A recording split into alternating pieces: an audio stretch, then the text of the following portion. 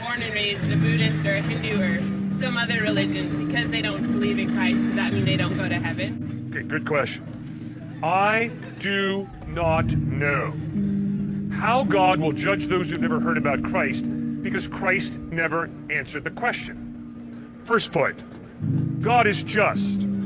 All of us will be judged uniquely, fairly, and justly. Nobody's going to hell because of lack of information. No one's going to hell because of a low IQ. The only reason people are going to hell is because they choose to live their life separate from God.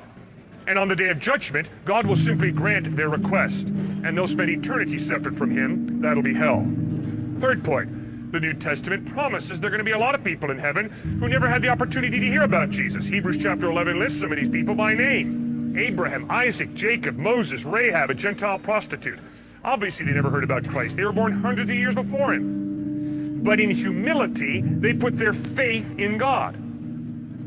Fourth point, the only reason those folks will be in heaven, the only reason any of us will be in heaven, Jesus insisted, is because He bled and died on a cross to absorb the penalty that we deserve, that Abraham, Isaac, Jacob, Moses, Rahab deserves for our sin, for our wrongdoing.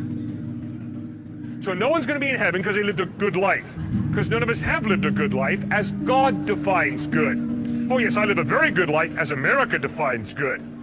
But on the day of judgment, I'm not going to be standing before the U.S. Supreme Court. I'm going to be standing before the holy God. And before a holy God, I am not good.